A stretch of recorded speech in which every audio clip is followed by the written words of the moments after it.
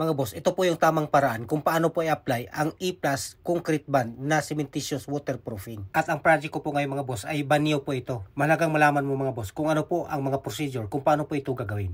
Unang-una po ang ginawa po namin dito ay siyempre inalis po namin ang lahat po na alikabok. Gamit po ang vacuum nang sa ganun simot po talaga ang lahat po ng mga alikabok. At pagkatapos po nito ay sadyang binasa po natin ang flooring dahil nga ang gamit po natin na waterproofing ay cementitious waterproofing.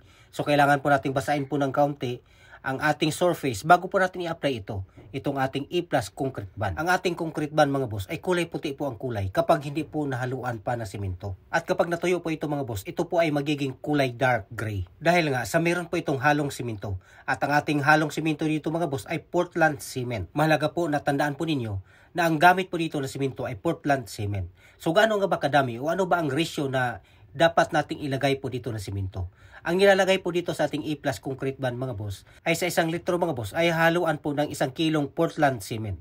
Ibig sabihin ang 1 galon po dito na mayroong 4 na litro, hahaluan po ito ng 4 na kilong Portland cement. At hahaluin po natin ng maayos mga boss bago po natin ito gamitin. At sa pag-apply po nito mga boss sa unang coat, kunwari pa-horizontal, pangalawang coat dapat naka-vertical po siya. Kumbaga, pabalagbag naman para siguradong madaanan po talaga lahat. At ang tanong po natin dito mga boss, ilang patong po ba natin dapat gawin ito? At ilang oras dapat ang time interval bago po natin i-recoat o bago po natin patungan ito? Mas maganda po kung 3 patong o higit pa ang gagawin po natin dito para sigurado po talaga na wala pong tatagas na tubig doon po sa baba. At paabutin po ng 2 hanggang 3 oras bago po natin patungan. Ang E-Plus concrete band mga boss ay ginagamit po ito hindi lang para sa mga banyo, kundi ginagamit din po ito para sa mga canopy at sa mga rooftop. Matibay po ito mga boss kapag natuyo dahil parang guma po ito pag natuyo.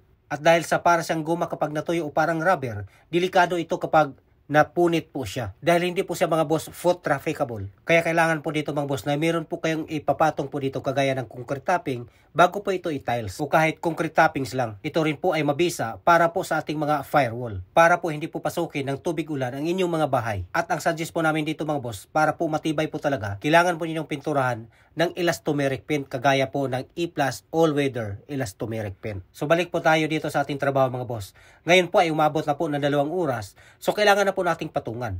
Ang ginawa po namin mga boss ay nilagyan po namin ng fiber matting o fiber mist. So paano ba natin ginawa ito? Kung napansin po niyo kanina mga boss, pinahiran po muna natin ng E-Plus concrete band itong surface na natuyo kanina bago po natin ito inilatag yung ating fiber mist o fiber matting para po dumikit po siya sa ating pader bago po natin patungan po ulit. Ang tanong mga boss, ano nga ba ang purpose nitong ating fiber matting? Bakit ba natin nilatagan ito? Ang purpose po nito mga boss na kahit papano, kung magkaroon man ng bitak ng ating flooring, mapigilan po niya. Kagaya po ng mga hairline cracks. Pero kapag bitak dahil po sa lindol mga boss, ay hindi po natin nagarantiya na mapigilan po dito sa fiber matting na ito.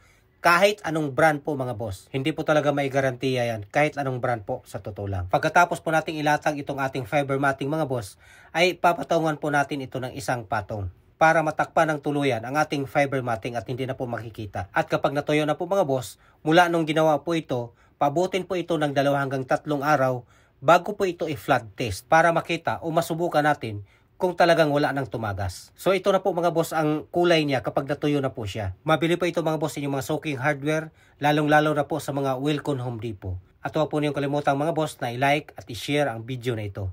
Maraming salamat po.